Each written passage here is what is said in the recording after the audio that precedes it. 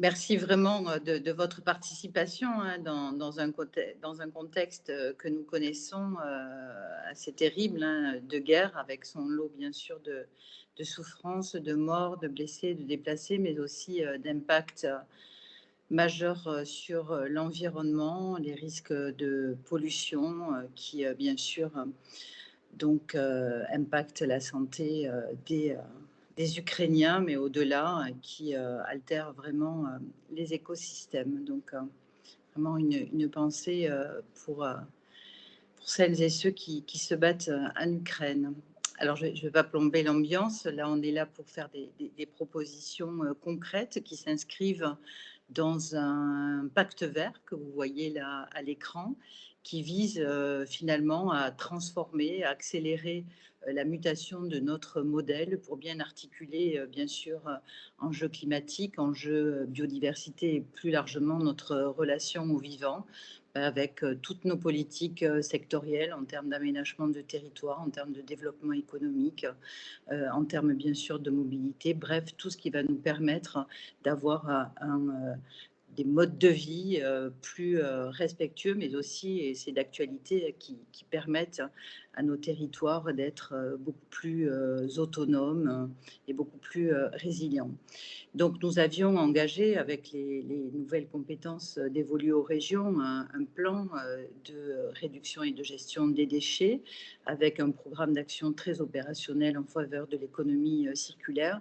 Et très tôt, nous avons bien sûr identifié la question du plastique avec là aussi un plan d'action très concret sur donc la sortie du plastique avec les leviers que vous connaissez, hein, de la prévention bien sûr jusqu'à la gestion, le recyclage, la revalorisation matière ou énergétique, avec des dispositifs là aussi qui s'adressent à des publics très différents.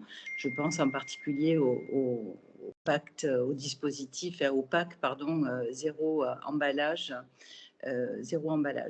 Donc là, avec cette AMI qui va vous être présentée, c'est une brique supplémentaire et néanmoins très très importante puisque nous le savons, hein, donc les rejets, notamment de macro, microplastiques en mer et pour nous en Méditerranée, hein, 60 000 tonnes chaque année, ben, ces plastiques sont drainés par nos cours d'eau. Donc cet AMI, alors je vais le laisser évidemment, je vais laisser l'équipe le présenter, mais vise finalement à accompagner des expérimentations, des projets pilotes pour trouver à la fois des... Madame Langevin, votre micro, votre son a sauté. Ah, ben, je le remets, je ne sais pas pourquoi. Là, C'est c'est parfait, bon. c'est Je ne sais pas parfait. à quel niveau vous m'avez perdu. Non, non, mais c'est bon, il y a 10 secondes. D'accord. Et donc cette AMI vise bien sûr à donc entraîner sur des territoires, hein, à l'échelle de bassins versants, donc à la fois des modalités de coopération, mais aussi des solutions technologiques pour évidemment soit capter, soit en tout cas réduire drastiquement ces plastiques et ces rejets en mer. Voilà, vous remercier les intervenants. Madame la sénatrice, je ne sais pas si elle est connectée parce que nous sommes nombreux, je n'ai pas de visibilité sur l'écran, mais aussi effectivement les techniciens qui vont nous présenter, ou les élus, je ne sais pas, qui vont nous présenter donc les expériences de Rouen et de Brest. En tout cas, je vous souhaite de bons travaux.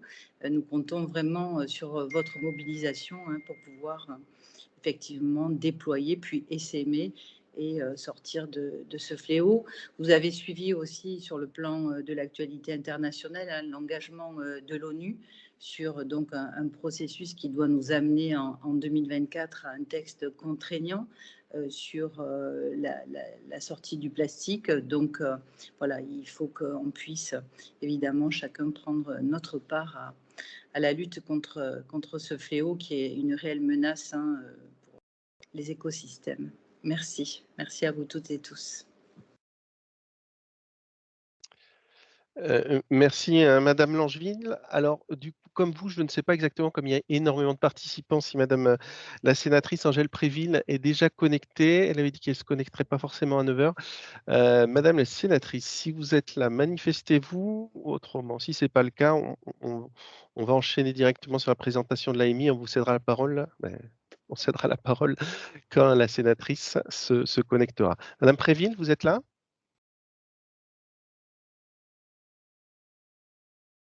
Manifestement pas encore, donc c'est pas grave, on reviendra sur son intervention dès qu'elle se connectera. On va aller directement, sur la présentation de l'outil, de l'AMI. Donc rapidement, là, on vous fait une présentation descendante. Vous avez déjà pu accéder au cahier des charges de cette AMI qui a été mis en ligne dès le lendemain du vote par nos élus le 18 février dernier. Donc vous avez à disposition à la fois sur le site, hein, la plateforme de la région, mais aussi via notre plateforme des acteurs de l'économie circulaire, cyclope.org, accès à l'intégralité du dossier et du cahier des charges. Heu, voilà, donc vous voyez bien mon écran, je pense, mais je préfère avoir confirmation. Je pense que oui, si personne se manifeste, c'est que c'est bon. Donc pourquoi un appel à manifestation d'intérêt? Tout d'abord, le principe de l'AMI, c'est effectivement de pouvoir, détecter et susciter des projets, d'une manière relativement large et laisser un petit peu, libre cours à l'ingénierie de chacun, à la différence d'un appel à projet où on va être forcément beaucoup plus contraignant sur la forme et sur le contenu. L'AMI permet justement d'aller sur des projets, beaucoup plus larges et de laisser, les territoires, puisque il est ici question de territoire, imaginer un petit peu toutes les solutions, techniques, qui peuvent répondre à ce sujet du piégeage des plastiques dans les cours d'eau et les milieux hydrauliques. Voilà. Donc le but est de détecter et susciter des projets exemplaires en créant, et je vais y revenir, des partenariats, des coopérations entre acteurs publics et privés.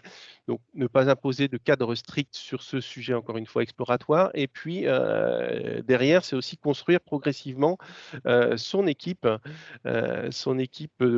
collaborative autour de ce projet avec des acteurs divers et variés, beaucoup de flexibilité et pas, encore une fois, un cadre imposé qui minimiserait effectivement l'inventivité de chacun et l'innovation de chacun.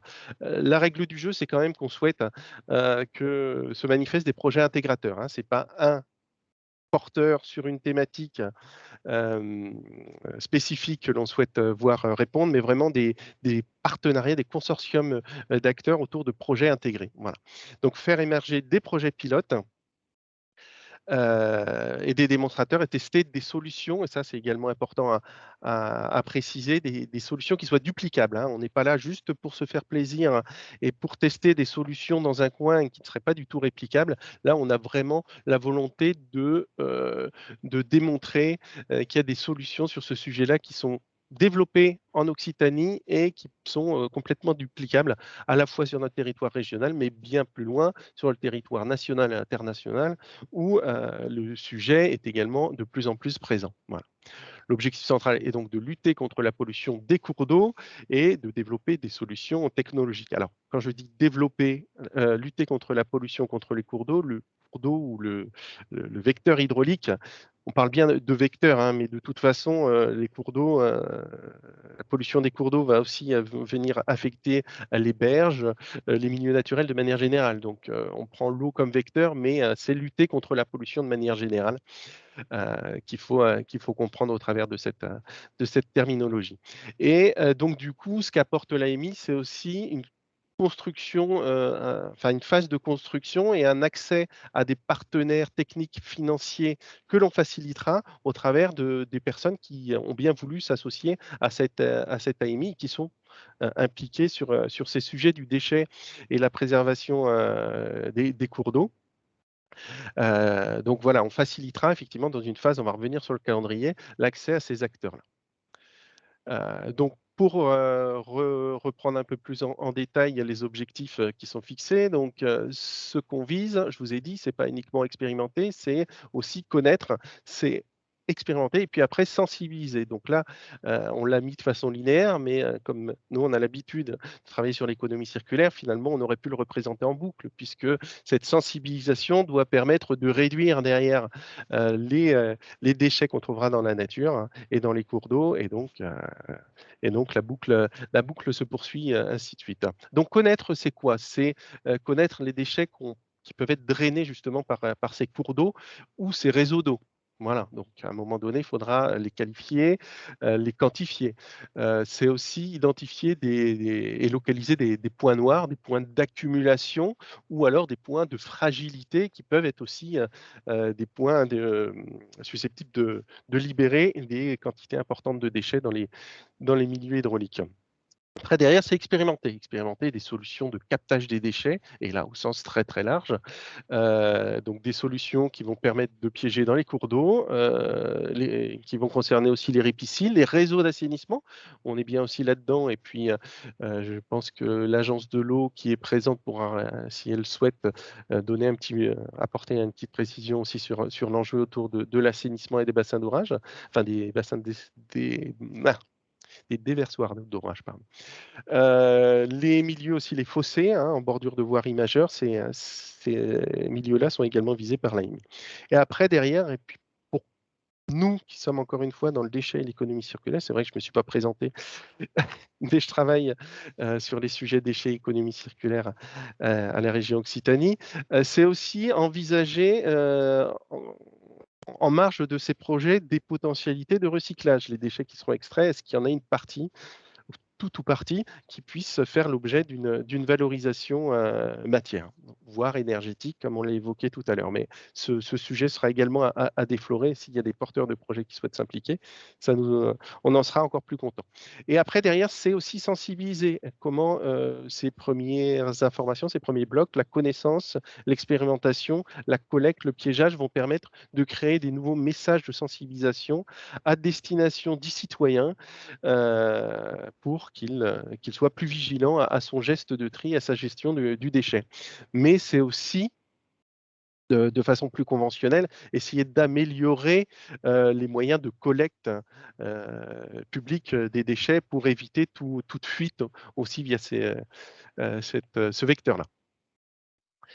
Alors, ce qui est attendu, ce qui est apporté dans cet appel à projet, donc ce qui est attendu, c'est des projets collaboratifs avec un acteur central, un acteur coordinateur qui sera pour nous un acteur public. C'est important que ce soit un acteur public qui porte, hein, et on va revenir dessus. Le périmètre pertinent, hein, on vous demandera dans la fiche d'identification du projet de bien argumenter pourquoi ce choix de périmètre, hein. Je pense que on ne vise pas dans cette AMI à regarder un exutoire et un seul site. On cherche à avoir effectivement, comme je vous l'ai dit, un projet intégré avec un territoire quand même assez important pour pouvoir peut-être tester d'ailleurs des solutions différentes et puis avoir une vision globale, une analyse du territoire assez globale et des potentialités, des points noirs que j'évoquais tout à l'heure.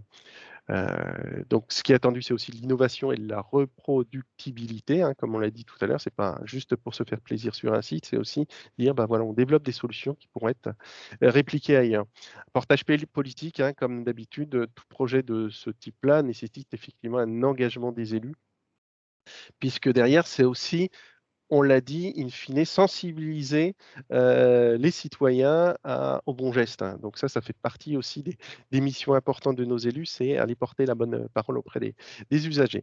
Et le budget optimisé également, on pourra revenir sur ce sujet du budget.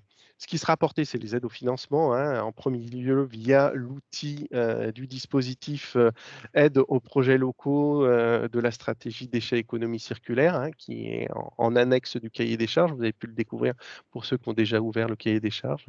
L'accès à un réseau d'experts et de collaborateurs, notamment on peut citer l'agence de développement ad hoc, hein, qui aidera, qui sera en position effectivement d'apporter du conseil pour monter ces projets ou rechercher peut-être des acteurs complémentaires dans le cadre dans le cadre du montage de ces projets. Un lien important aussi avec l'Adréal, et l'Adréal est présente aujourd'hui sur des sujets, des aspects plus réglementaires, hein, pour faciliter certainement les choses, puisqu'il peut exister parfois certains freins.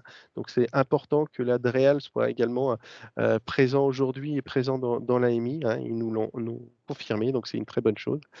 Derrière, c'est aussi communiquer autour des projets qui seront lauréats, pardon, pour faire la promotion de ce qui s'est fait de bien dans le cadre de cette AMI, ce qui fait de bien en Occitanie, et de promouvoir donc des solutions techniques à l'extérieur de notre territoire également. Et des opportunités de collaboration européenne, mais là, je laisserai ma collègue revenir sur cet aspect-là. Donc, à retenir, on ne remplit pas, par contre, voilà, dans le principe de l'AMI, on vous accompagne, mais on n'est pas là non plus pour remplir les dossiers à la place. C'est important d'avoir le bon coordinateur qui aura ce rôle-là de faire un petit peu le rôle central, de remplir le dossier et de nous contacter, hein. Ça sera notre interlocuteur privilégié, donc c'est important effectivement qu'il soit bien choisi. Hop, voilà, sur le partenariat justement, donc les acteurs qui sont incontournables pour nous dans le cadre de cette AMI, c'est des acteurs publics, soit gestionnaires de milieux aquatiques, soit exploitants de réseaux d'assainissement, soit les 2. Et aussi, puisqu'on est sur un sujet et une compétence des EPCI aussi, communauté de communes, agglo, métropole, la compétence collecte des déchets qui inclut... Benoît, Oui, ta diapo n'est pas passée. ah mince, là, vous la voyez toujours pas? Vous la voyez, Emeline? Non, non, Non, non, allez, je coupe et je relance. Ça se raffiche, c'est bon? Est-ce que c'est bon? pas pour le moment. On Mince, attend. j'ai coupé. Bon, voilà, en tous les cas, même si ça ne s'affiche pas, et pour ne pas perdre de temps, je vais quand même continuer. Donc, ces acteurs importants autour du déchet qui ont des missions de prévention et de sensibilisation de toute façon des usagers sur le bon geste de tri, la réduction des déchets. Voilà, donc ces acteurs-là sont importants. L'apporteur de solutions techniques, hein, qui sera, je pense, avant tout un acteur privé. Et puis après, des acteurs un petit peu plus accessoires, mais qui seraient importants aussi de faire figurer dans les équipes autour de laboratoires, organismes de recherche, des acteurs du recyclage, comme je vous l'ai évoqué tout à l'heure, et des acteurs qui pourraient contribuer à la construction et à la diffusion du message de sensibilisation, tels que les associations d'aides. Oui, bonjour à tous. Donc, Emeline Van Pepper.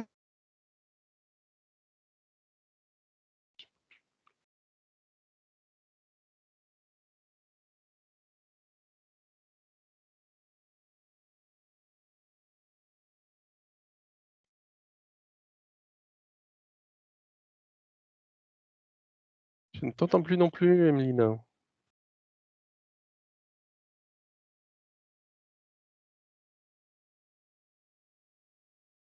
C'est pas vrai.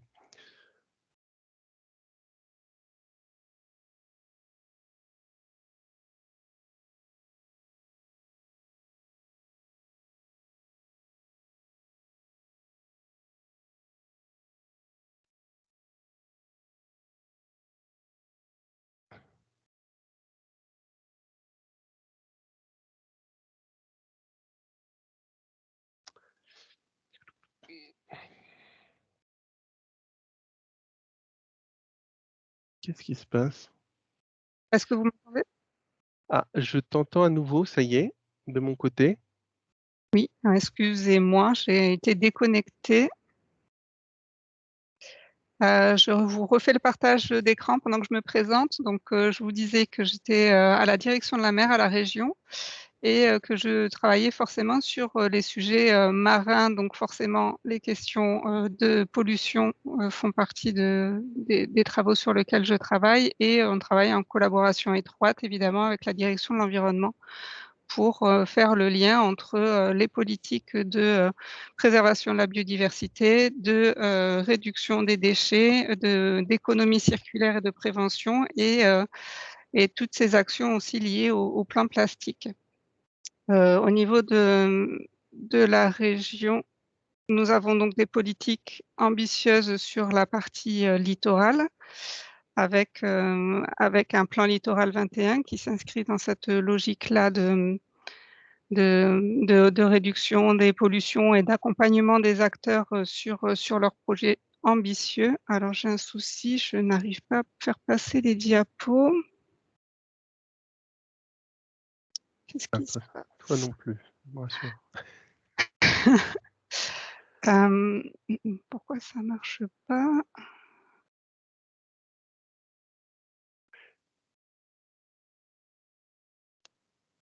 Souhaites-tu que je réessaye de mon côté?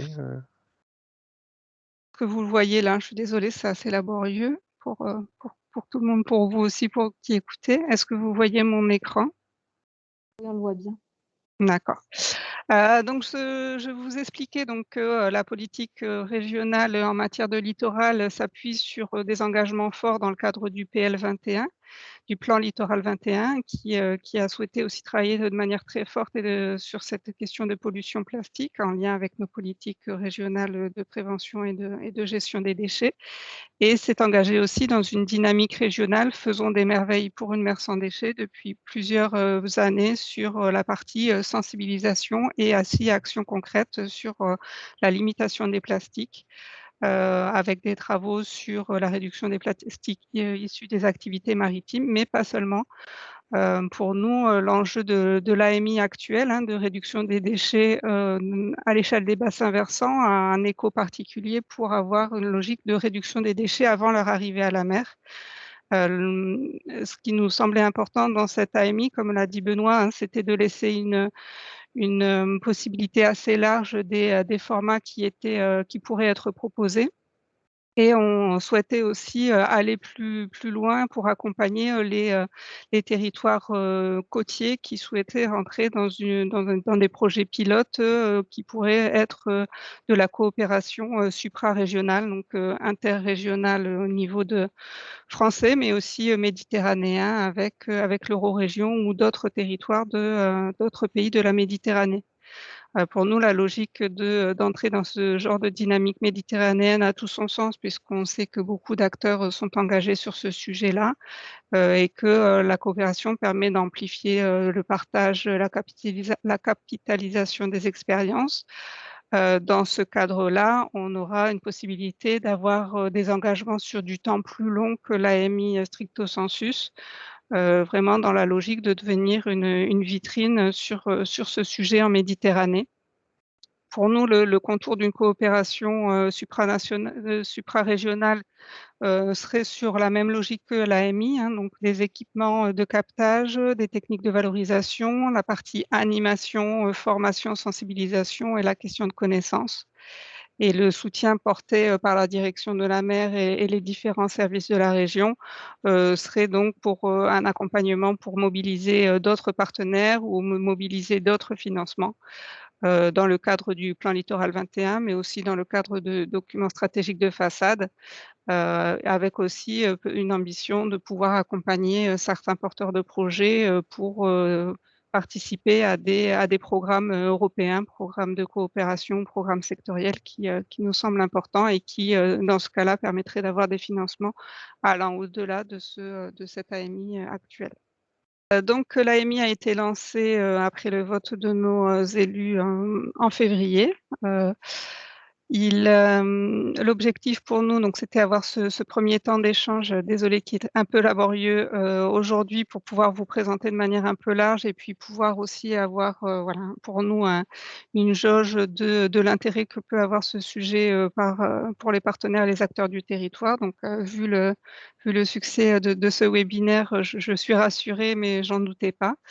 La remise des candidatures doit avoir lieu avant le 2 mai, enfin jusqu'au 2 mai. Pour pouvoir ensuite travailler sur ces candidatures, pour pouvoir informer les lauréats de cette AMI au 1er juin et puis les accompagner jusqu'au mi-septembre sur le montage du projet pour ensuite avoir une décision de nos élus régionaux d'ici décembre sur la sélection finale des lauréats avec le vote de leur aide et puis voilà, avoir des projets de partenariat et des projets, des différentes actions bouclées donc ensemble en septembre avec des votes officiels en décembre. Je vais passer la diapo suivante en espérant que ça ne saute pas à nouveau. C'est bon pour vous? Alors, je suis revenu, je ne sais pas si vous Ah, m'entendez. Je suis super, parce que désolé, merci Emeline d'avoir assuré mais j'ai été dû complètement rebooter mon ordinateur pour tout vous dire. Voilà, merci d'avoir je te présenté laisse reprendre la suite. les slides. Donc du coup là c'est juste pour vous présenter un petit peu le cadre premier financier qu'on met à disposition dans le cadre de cette AMI. C'est les dispositifs que j'ai déjà évoqués tout à l'heure autour de l'aide aux projets locaux en termes de déchets, d'économie circulaire, donc avec des aides possibles à la fois sur l'ingénierie et les études, les investissements et les actions de sensibilisation complémentaires. Donc ça, c'est la première entrée, mais comme vous avez pu le voir dans le cahier des charges de l'AMI, l'idée est aussi de pouvoir aller compléter ce plan de financement avec éventuellement d'autres aides, notamment éventuellement sur certains sujets de l'Agence de l'eau à Dour-Garonne. Ah, ça y est, ça a sauté. Allez. Je vais réessayer, si tu veux, après, Emeline, de repasser mon diaporama. Donc, vous avez pu le voir également dans le cahier des charges. Donc, on vise des projets qui soient quand même assez importants, hein, un minimum de 50 000 €, mais un plafond également pour pouvoir, au regard du budget qu'on a pu mobiliser sur cette AMI, quand même aider plusieurs projets, hein, et pas un ou uniquement 2 gros projets. Donc on souhaite quand même pouvoir en accompagner. On a une grande région, on a 13 départements, comme vous le savez, avec des enjeux sur le littoral, mais également partout sur les 9 autres départements. Donc c'est important de pouvoir apporter, et ça on essaiera d'être vigilant, une aide au projet un petit peu partout sur notre belle région. Voilà. J'essaie de repartager. Hop, espérons que ça remarche quand même, hein. Est-ce que vous voyez mon écran? Oui, bon. Oui, Oui, c'est bon, OK. Ah là là, extraordinaire. Est-ce que madame, la sénatrice Préville s'est-elle connectée entre-temps? Et si c'est le Oui, cas, je l'invite, oui, voilà. Je vous oui, invite bonjour. Est-ce que vous bonjour. m'entendez? On vous entend et vous pouvez activer votre caméra si vous le souhaitez. Donc on va vous souhaiter la parole. Encore Alors, une fois, merci d'être présent avec nous. non, je ne vais pas l'activer parce que, D'accord. pour ne rien vous cacher, je suis à Bordeaux, mais je suis encore dans ma voiture dans un embouteillage. Donc voilà, c'est parce que je vais au comité de bassin à Dour-Garonne, mais là, l'entrée dans Bordeaux était vraiment très problématique aujourd'hui. Donc, mais je peux tout à fait vous présenter mon rapport, enfin, bon, un petit focus comme ça sur mon rapport sur la pollution plastique. Et je vous ai entendu depuis le début et je me réjouis bien sûr que des actions soient menées de manière à ce qu'on arrive à endiguer un petit peu ce phénomène qui est massif, qui est globalisé et qui concerne bien évidemment pour notre région la Méditerranée. Je voudrais juste rappeler que la Méditerranée est quand même la mer qui est sans doute au niveau des plastiques la plus polluée au monde. C'est une mer fermée avec beaucoup de pays qui malheureusement peut-être ne gèrent pas suffisamment bien, mais je pense qu'on peut s'inclure dedans aussi, les déchets plastiques, avec des fuites dans l'environnement qui sont très importantes, avec des microplastiques qui sont très présents, puisque on a des concentrations qui sont l'équivalent de ce qu'on peut trouver dans les gyres, c'est-à-dire ces grands tourbillons qui sont, il y en a 5 très énormes qui sont dans le Pacifique, l'Atlantique et l'océan Indien. Nous avons donc des concentrations qui sont similaires dans la Méditerranée. Donc, voilà, mon intervention, elle se focalisera surtout pour rappeler qu'on a un enjeu extrêmement important de réduction de la pollution plastique dans notre espace méditerranéen, notre mer Méditerranée. Et je vais juste vous indiquer, parce que c'est ce que j'ai découvert quand j'ai fait ma mission sur la pollution plastique au Sénat. Je l'ai fait dans le cadre de l'OPEC, c'est-à-dire l'Office parlementaire d'évaluation des choix scientifiques et technologiques. Et je l'ai fait comme on le fait toujours à l'OPEC, qui est un office qui existe sur les deux assemblées, Assemblée nationale et Sénat, 18 sénateurs, 18 députés, on le fait en binôme. Donc je l'ai fait en binôme avec un député. un député qui s'appelle Philippe Bollot, député du Maine-et-Loire. Donc on a travaillé ensemble sur ce sujet, on s'est très bien entendu et on a découvert énormément de choses. Et je voudrais en partager quelques-unes avec vous pour vous faire comprendre de l'importance absolue de traiter ce problème, et très vite. Alors d'abord, parce qu'on le sait et parce que c'est ce qu'on voit le plus, la pollution plastique, elle est très visible d'abord par les macroplastiques, mais malheureusement, bon, ça c'est déjà un fait, on le sait que ça a un impact extrêmement important sur la biodiversité, parce que les macroplastiques vont provoquer l'enchevêtrement, vont également être consommés, les macroplastiques, des bouchons par exemple, par toute la faune, c'est-à-dire les mammifères marins, les tortues, les poissons, les oiseaux, bien évidemment, qui vont les ingérer. Et ce que j'ai découvert, c'est que ça n'est pas que des actions comme ça, enfin des ingestions et des enchevêtrements qui se feraient comme ça par hasard et par malencontreusement. C'est qu'en fait, quand un plastique séjourne dans l'eau et séjourne dans l'eau salée, dans l'eau de mer, il se couvre, comme tout élément d'ailleurs qui séjourne dans l'eau, il se couvre d'un biofilm qui est constitué de micro-algues, de petits organismes divers et variés qui vont lui donner une odeur. Et donc toute la faune marine va venir exprès consommer ces morceaux de plastique qui sont recouverts de ce biofilm en pensant que c'est de la nourriture. Donc l'impact biodiversité est énormissime parce que tous les animaux marins, les poissons, etc., les oiseaux ne sont pas en capacité de faire la distinction entre un plastique, un bouchon en plastique qui séjourne déjà depuis un moment et puis de la véritable nourriture pour eux. Donc voilà pourquoi c'est extrêmement important qu'on limite beaucoup déjà l'arrivée dans l'environnement et le flux de tous ces plastiques que l'on voit à l'œil nu et qui provoquent déjà voilà, des dégâts sur la biodiversité. Mais ça n'est pas tout. Ce qu'on a découvert aussi, c'est que les microplastiques sont maintenant en quantité très importante. Et en fait, on a rencontré pas mal de chercheurs. Ce qu'on découvre, c'est que les chercheurs nous disent qu'à chaque fois qu'ils recherchent des microplastiques, ils vont en trouver. On sait que maintenant, on en trouve au sommet de l'Everest, quand on a fait des carottages de glace. On en trouve dans les eaux de l'Arctique et les microfibres plastiques sont là en plus grande quantité que les autres microplastiques. On en trouve au sommet du pic du Midi. J'étais allée au pic du Midi lors des 80 ans du CNRS et je leur avais demandé, puisque j'étais déjà sur ce travail-là, si ils avaient découvert des microplastiques dans l'air, et c'est le cas. Donc on a affaire à une pollution qui est vraiment très très importante et qu'il nous faut absolument juguler. Si je parle des microfibres, c'est parce que ce que j'ai découvert là, je m'en doutais un petit peu, c'est que cette pollution est une pollution diffuse extrêmement importante et qu'on aura du mal peut-être à juguler et à vaincre en fait, parce qu'on est d'ores et déjà envahi par ces microfibres, parce que déjà on a changé nos habitudes de consommation. Nous consommons nous avons consommé en France, hein, dans les 15 dernières années, 40% en plus de textiles, de vêtements. Ça, c'est la France.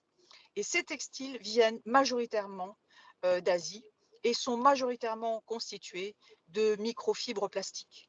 Or, ces vêtements relarguent dans l'environnement tout au long de leur cycle de vie, que ce soit bien évidemment lors des lavages, parce que là, les relargages sont très importants, et notamment lors des premiers lavages, on peut dire les 3 premiers, mais également tout au long de leur cycle de vie quand on les porte, où ils relarguent dans l'environnement et on ne les voit pas, et spécialement les tissus polaires, des microfibres qui ont un impact donc très important parce qu'ils ne sont pas visibles et ils sont en train d'envahir tout notre environnement.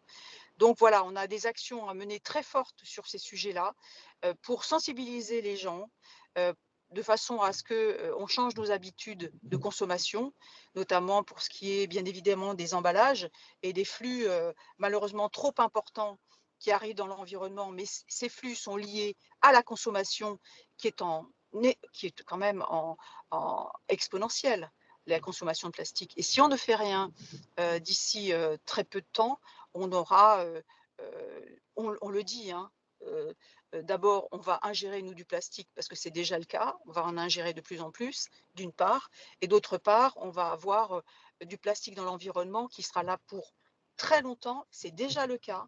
Le plastique ne se décompose pas, le plastique va être là pour des dizaines, des centaines d'années dans l'environnement, et bien évidemment, c'est très grave, et je vais vous dire, je vais terminer par là, je ne veux pas être trop longue, je vais vous dire pourquoi. Une matière plastique, c'est d'abord un polymère. Polystyrène, polyéthylène, polyester, etc. Mais ça n'est pas que ça. Lors de leur fabrication, pour des questions d'adaptation aux produits que l'on veut fabriquer, on y inclut des additifs. Ces additifs, c'est des colorants, c'est des antioxydants, c'est des retardateurs de flamme, par exemple dans pas mal de textiles. Et tous ces additifs sont des produits chimiques. On pensait pendant très longtemps que ces additifs ne sortiraient pas de la formulation de la matière plastique.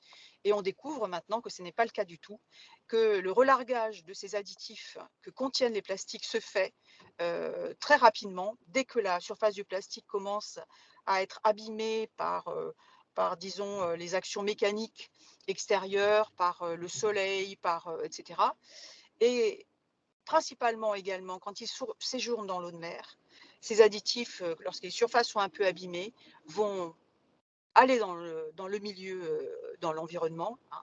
Et donc, on a une pollution par des produits chimiques qui va se produire par ces plastiques-là. Alors, quand les plastiques commencent à devenir très importants dans l'environnement, et parce qu'on a des perturbateurs endocriniens, et on sait que l'action des perturbateurs endocriniens n'est pas liée à la quantité de ces perturbateurs endocriniens qui s'agissent déjà en très petite quantité. Donc voilà, on a un vrai sujet. D'autre part, les matières plastiques, je vais finir par là, sont hydrophobes, et donc dès qu'elles sont en contact dans l'environnement, par exemple en mer Méditerranée, avec des polluants comme les PCB, comme des hydrocarbures, eh bien les hydrocarbures, les PCB vont aller se fixer dessus parce qu'ils préfèrent être en contact avec cette matière-là qu'avec l'eau. Donc, voilà, ils sont chargés de polluants, ils sont eux-mêmes des polluants, ils sont chargés de biofilms. Donc voilà tout ce qu'on peut dire, et je voulais me focaliser là-dessus, des morceaux de plastique qui restent dans l'environnement de toute taille et qui vont avoir, et je le répète, un impact très important sur la biodiversité. D'autre part, on sait que nous aussi, on dit qu'on consomme voilà, l'équivalent d'une carte bleue toutes les semaines en microfibre, en microplastique, que bien évidemment, pour l'instant, parce que je n'ai pas encore parlé de la dernière petite chose qui va peut-être poser un énorme souci, c'est que pour l'instant, pour nous, ce sont les plastiques qui sont consommés vont être excrétés, comme d'ailleurs pour la plupart des animaux, sauf lorsque c'est par exemple un bouchon pour un oiseau ou c'est une microfibre pour un ver de terre. Là, ils vont rester, ils vont provoquer de la satiété, de la fatigue, le fait que les animaux ne se reproduiront plus. Donc voilà. Et pour nous, le problème qui peut-être va se poser, mais pour toute la faune en fait, c'est l'existence des nanoplastiques qu'on commence à documenter. J'ai rencontré des chercheurs qui travaillent sur ce sujet-là. Et donc, voilà, on a des inquiétudes parce que, pour le coup, là, ils passeront les barrières cellulaires. Et donc, ça peut poser un problème parce que comment avoir dans notre corps des matériaux qui, on en a déjà, hein, parce qu'on a déjà pas mal de produits chimiques qui, normalement, ne devraient pas s'y trouver. Voilà, je voudrais pas. Alors, la petite chose, parce que vous parliez effectivement d'une action qu'on devrait mener au niveau international, et il y a quand même une avancée très récente, peut-être que vous le savez, c'est lors de la réunion le 2 mars dernier de l'Assemblée des Nations Unies pour l'environnement. Il a été pris une décision très importante que j'attendais, parce que j'avais déposé une proposition de résolution avec le député qui a été votée à l'Assemblée nationale pour engager le gouvernement à agir au niveau international. Eh bien, c'est fait. d'ici 2024, c'est assez court et c'est très bien, il y a des décisions qui vont être prises pour un traité contraignant sur l'utilisation des plastiques. Voilà, je voulais terminer par cette note plutôt optimiste. L'optimisme, c'est aussi tout ce que vous mettez en œuvre pour voilà, lutter contre cette pollution. Je voudrais dire peut-être une dernière chose, à savoir que l'utilisation, enfin l'économie circulaire, pour moi, c'est un rêve qui n'aboutira pas forcément parce que, et ça c'est peut-être un peu pessimiste, c'est qu'on ne sait pas. On n'a pas de filière pour toutes les matières plastiques. On ne les a pas encore parce qu'il y a une question de quantité hein, pour pouvoir les mettre en place. Et puis il y a une question de savoir technique aussi, hein, qu'on n'a pas forcément pour toutes les matières plastiques. Et puis d'autre part, ça n'est que reculer pour mieux sauter parce que les matières plastiques, pour ce qui est du recyclage mécanique, ce qu'on fait en ce moment, consiste à broyer, à refondre et à refaire, eh bien en fait les polymères sont un petit peu abîmés et on a presque l'obligation d'insérer du plastique vierge très régulièrement et puis en plus au bout de 3 à 4 recyclages on ne peut plus le faire parce que c'est trop la matière est trop abîmée. Donc voilà, c'est les limites du recyclage. C'est peut-être le mirage qu'on a fait miroiter, notamment dans la loi économie circulaire, en pensant qu'on pourrait tout faire de cette façon-là. Alors, il faut recycler, mais voilà, le maître mot, c'est qu'il faudra réduire. Réduire notre consommation, notre usage du plastique et réserver, c'est pas pour faire du plastique bashing, mais réserver le plastique à voilà, les usages durables. Hein, là où on peut le mettre, par exemple dans une voiture, dans le tableau de bord, parce que c'est plus léger et ça permettra de faire des gains en gaz à effet de serre, puisqu'on consomme moins avec des voitures qui sont plus légères. Voilà, c'était pour vous donner mon petit avis. Je ne voudrais pas voilà, prendre trop de temps, j'aurais plein de choses à vous dire. Je vous engage, si ça vous intéresse, d'aller sur le site du Sénat ou à l'OPEX, donc l'Office parlementaire d'évaluation. Dans le site du Sénat, il y a une petite rubrique OPEX, là où mon rapport figure, et vous pouvez le télécharger. Voilà, c'est un rapport important. On a travaillé pendant quasiment 1 an avec le député Philippe Bollot, et on a auditionné plusieurs centaines de personnes, tout azimut, des chercheurs, évidemment, des ONG, des metteurs en marché, la plasturgie. Donc voilà, on a eu un panel très large, et voilà l'idée que je me fais maintenant, et principalement pour le sujet d'aujourd'hui, la Méditerranée, effectivement l'urgence à agir, l'urgence à réduire et à sensibiliser tout le monde. Donc voilà, je vous remercie beaucoup de m'avoir écouté. Merci, madame la sénatrice, effectivement, pour cette intervention. Vous tirez la sonnette d'alarme, mais en même temps, vous dites qu'il y a des solutions et qui passent par une mobilisation. Et donc, ça va bien dans le sens, effectivement, de l'AMI qui est présentée aujourd'hui. Merci encore à vous d'avoir été présente et d'avoir échangé votre expérience et vos convictions. Avant de retourner sur des échanges, enfin, des retours d'expérience de nos 3 grands témoins, on va essayer de répondre assez rapidement à des questions qui sont dans le chat. La première d'entre elles que je vois, c'est sur le territoire. Quel territoire est concerné par l'AMI? C'est l'exhaustivité de la région Occitanie. On sait que notre région se partage entre 2 bassins versants, celui qui va vers la Méditerranée et l'autre qui va vers l'océan Atlantique. Bien évidemment, rien n'est exclu, aucun territoire n'est exclu. On vise bien effectivement l'ensemble du territoire régional et c'est 13 départements. Où trouver la liste des collectivités en charge de la gestion des déchets. Donc, rapprochez-vous de vos communautés de communes, qui sont ces collectivités-là qui ont la compétence de collecte des déchets. Si vous ne trouvez pas, n'hésitez pas à nous contacter, hein. Dans le cahier des charges, vous avez mes coordonnées. On vous aidera à identifier les bons interlocuteurs sur ces sujets-là. Emeline, je ne sais pas si tu as vu, toi, d'autres questions importantes. Je les défile au fur et à mesure. Il y Qu'entend-on avait des par questions. Voilà, vas-y. Qu'entend-on c'était ça. par remise de candidature, une lettre d'intention? Alors, pour ceux qui ont déjà découvert le cahier des charges, vous verrez qu'à la fin du document, il y a une fiche à remplir, en fait, hein. Une fiche standard avec à la fois la description du projet, la description des partenaires, que vous pourrez bien évidemment compléter par des documents complémentaires pour présenter davantage vos projets. Donc, c'est ça, hein, cette lettre d'intention qu'on attend avec la trame qui est déjà proposée dans le cahier des charges. Et est-ce qu'il y en a d'autres encore, Emeline? Il y avait une question sur les financements complémentaires possibles par l'Agence de l'eau à Dour-Garonne, avoir des informations sur Oh, ce sujet-là. super, très bien. Et bah, pour le coup, sur cette question-là, on va inviter certainement Ariette Skourczak, si elle est présente avec nous, à prendre la parole, si elle veut bien. Oui, bonjour, vous m'entendez? Oui, on t'entend très bien. Bon, bah, oui, je vais faire court, hein, tout a été dit. Donc oui, nous, au niveau de l'agence de l'eau à Dour-Garonne, on pourrait être intéressés, pour être associés, à cette, AMI et on pourrait venir, effectivement apporter des financements, si nécessaire, des cofinancements si nécessaire.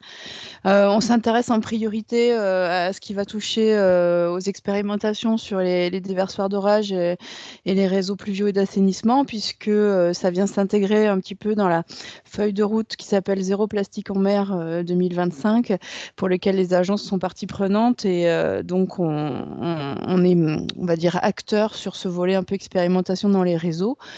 Voilà. Puis par ailleurs, on a également une politique d'innovation qui accompagne des projets collaboratifs et des expérimentations.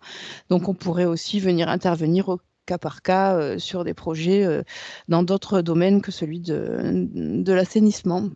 Voilà, je fais très très court. Eh ben, merci à toi, Ariette.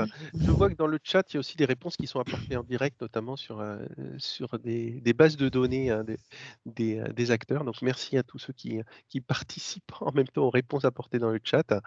Je pense qu'on est à peu près bon sur les réponses à Il ces y a eu questions. Il y a eu Vas-y. de nouvelles questions, justement, ça a un peu évolué. Il y a une question par rapport aux vecteurs hydrauliques. Est-ce que l'AMI concerne aussi le milieu marin en aval du bassin versant? La logique, c'est vraiment la question de réduction des déchets à l'échelle du bassin versant. En effet, on pourra travailler sur le milieu marin, mais pas uniquement. Il faut vraiment que ça soit dans une logique de démarche intégrée et coordonnée terre-mer et pas uniquement mer. Ensuite, il y avait des questions sur la définition de acteurs publics éligibles. Benoît, je te laisse peut-être répondre sur ce sujet-là. Eh ben, acteurs publics éligibles là-dedans, effectivement. Moi, j'ai cité tout à l'heure les collectivités qui sont en charge de la compétence déchets ou de l'assainissement, des syndicats de bassins versants.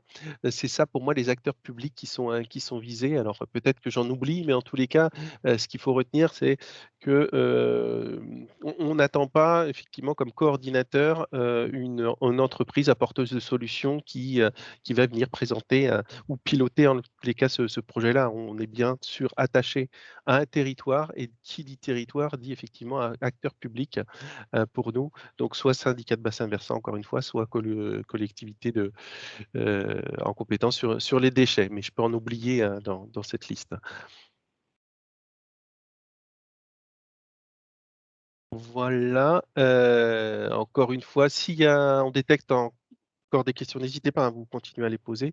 Si on détecte des questions, pour lesquelles on n'a pas forcément la réponse tout de suite, moi, ce que je vous propose, c'est de vous les renvoyer par la suite aux personnes qui sont présentes ici. Donc, n'hésitez pas, encore une fois, à les reposer. Pour essayer de tenir le timing, et si on a fini, purger cette question des questions-réponses, on va donner la main. Merci aux grands témoins. Merci à Sébastien Vanier, la métropole de Rouen, qui va venir témoigner de son expérience du projet conduit sur le territoire de la métropole de Rouen et donc en bordure du fleuve Seine. Est-ce que Sébastien, tu es Oui. bien avec nous? Voilà. Par contre, ma caméra, je ne sais pas si elle fonctionne bien. Le micro fonctionne? C'est le principal. Et est-ce Ouais. que si on envoie le support de présentation, ça sera bon? C'est C'est bon, bon là? pour tout le monde? C'est bon C'est pour toi, bon. Sébastien? Oui. Allez, parfait. Ouais. Bonjour à tous. Donc, je me présente, Sébastien Vanier. Je suis chargé de l'exploitation des réseaux d'assainissement à la Régie de l'eau et de l'assainissement de la métropole Rouen-Normandie. Et donc, la métropole Romandie, aujourd'hui, c'est 71 communes pour environ 500 000 habitants, positionnées sur l'axe Seine entre Paris et Le Havre. Donc, le fleuve, la Seine, qui traverse la métropole, c'est sur environ 145 km. mais nous avons également de nombreux affluents, ce qui fait environ plus de 70% des communes de la métropole qui sont soit bordées ou traversées par un cours d'eau. Le projet est né d'une initiative personnelle en 2019, suite à différents constats et interrogations sur la pollution aux macrodéchets, et notamment plastique, vers le milieu naturel. Lors de nos missions, on pouvait rapidement constater qu'on pouvait retrouver des déchets lors des épisodes pluvieux vers le milieu naturel. On se rendait compte que le réseau d'assainissement était des véritables autoroutes entre l'espace public et le milieu naturel. Au-delà des constats, plusieurs études ont été menées par le groupement d'intérêt public Seine-Aval en lien avec le LESU sur l'estuaire de la Seine ces dernières années sur le sujet. L'étude Macroplace, notamment, qui a permis d'estimer les flux de macroplastiques finissant en mer chaque année, de l'ordre de 100 à 200 tonnes. Au-delà des volumes finissant en mer chaque année, c'est en plus entre 70 et 130 tonnes de plastique qui sont retirées annuellement de la Seine, soit via du ramassage d'associations ou avec le département. Également, nous avons des barrages flottants en région parisienne, mais aussi les centrales hydroélectriques avec des systèmes de dégrilleurs qui sont capables de collecter certains déchets.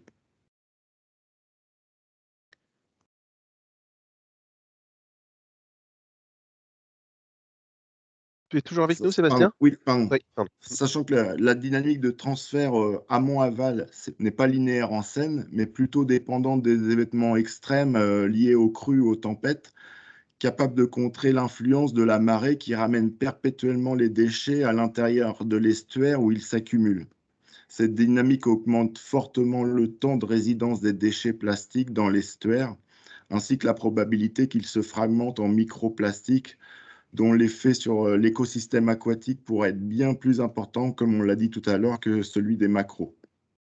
Également, l'étude Plastique Seine nous informe que l'ensemble des échantillons qui ont été réalisés sur des poissons, mais aussi sur des crustacés dans l'estuaire, sont contaminés par des microplastiques. Aujourd'hui, nous n'avions pas de données précises de l'impact de la métropole Rouen-Normandie sur cette pollution, mais il était certain qu'elle était non négligeable. Et donc, en septembre 2020, dans un premier temps, nous avons choisi de travailler sur un affluent de la Seine, le Cailly, avec un débit environ de 3 mètres cubes secondes et sur une petite commune d'environ 6 000 habitants.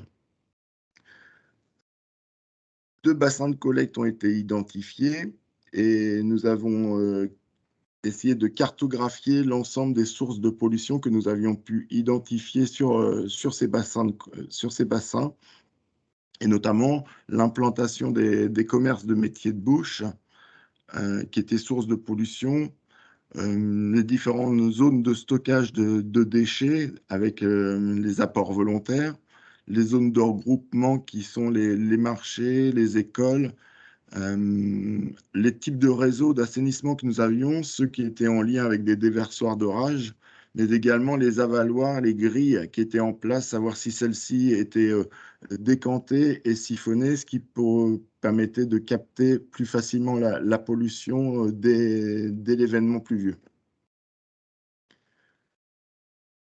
Donc, nous avons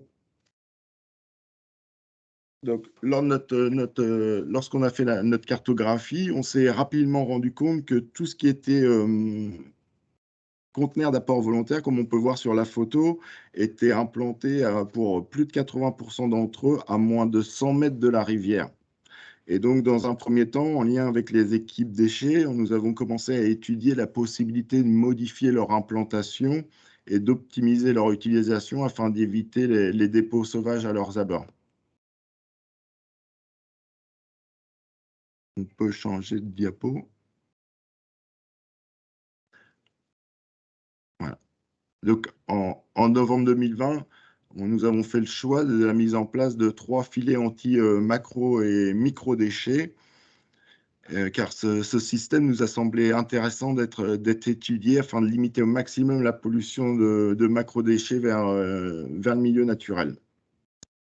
Donc le filet qu'on peut voir, c'est un filet sur une canalisation d'un diamètre 700, donc qui collectait une surface de voirie d'environ 12 000 mètres carrés, et avec différentes sources de pollution qui sont, comme on peut voir, tout ce qui était restauration, métier de bouche. On avait un marché alimentaire à proximité, mais aussi des zones de stockage d'ordures ménagères. Les différents types de grilles qui étaient raccordées étaient non siphonnées pour 100% d'entre elles et très peu décantées, ce qui pouvait nous laisser penser que dès que le déchet finissait dans le réseau d'assainissement, il allait directement vers le milieu naturel sans pouvoir être capté. Nous avons fait le choix de mettre donc ce filet, c'est une forme trapézoïdale avec un maillage, celui-ci, de 1,2 mm, donc vraiment capable de collecter l'intégralité des déchets. Mais nous avons fait aussi le choix de créer un système de trop-plein, donc c'est la canalisation qu'on voit juste à côté, pour éviter et limiter le risque de colmatage et de débordement de la canalisation lors d'un épisode pluvieux de plus forte importance. Nous avions constaté aussi, pour revenir en arrière, nous avions aussi constaté, c'est que dans cette canalisation d'eau pluviale venaient séjourner certains poissons, notamment des anguilles. Et donc, nous avons trouvé avec le fabricant de filets la solution de pouvoir laisser un espace possible pour continuer à avoir les poissons qui puissent venir séjourner dans notre canalisation.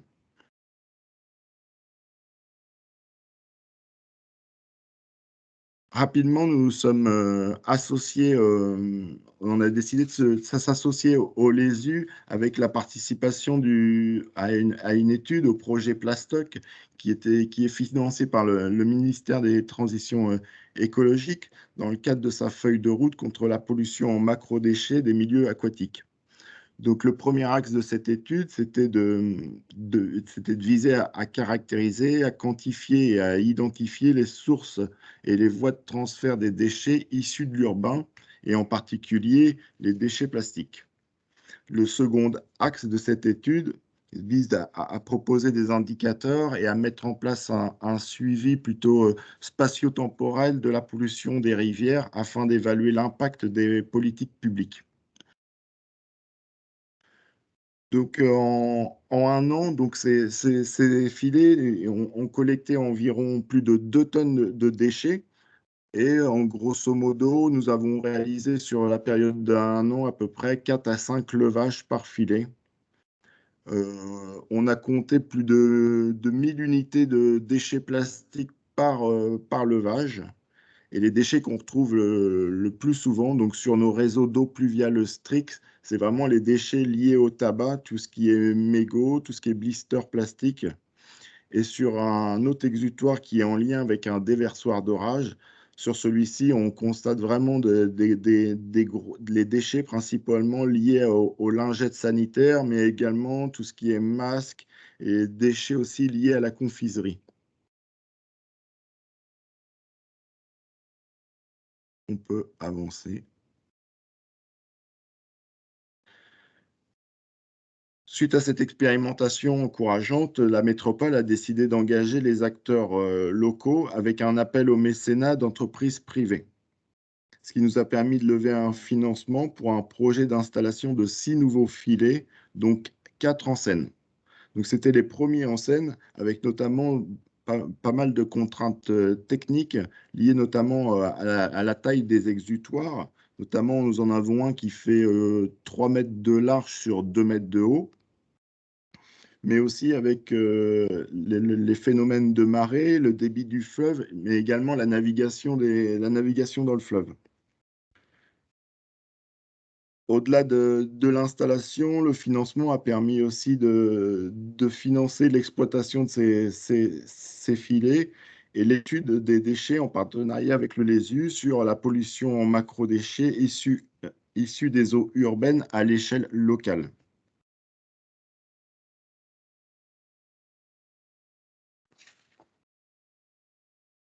Donc là, on peut voir qu'après deux mois enfin, au bout de 15 jours d'installation, donc c'était au courant du novembre 2021 qu'ils ont été installés ces 4 filets en Seine.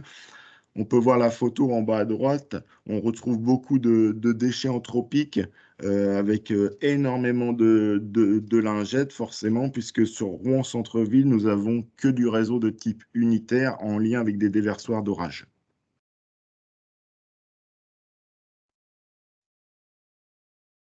On peut avancer.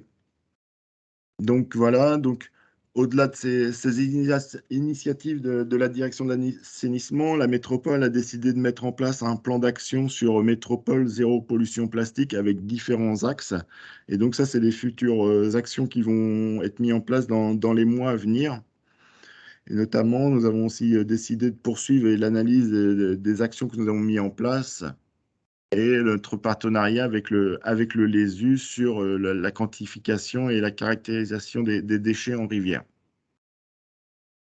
Le but aujourd'hui, c'est de limiter les déversements de nos ouvrages, nos déversoirs d'orage. Donc, ça passe par la mise en conformité de nos réseaux d'assainissement, limiter l'imperméabilisation, limiter les déversements de nos ouvrages.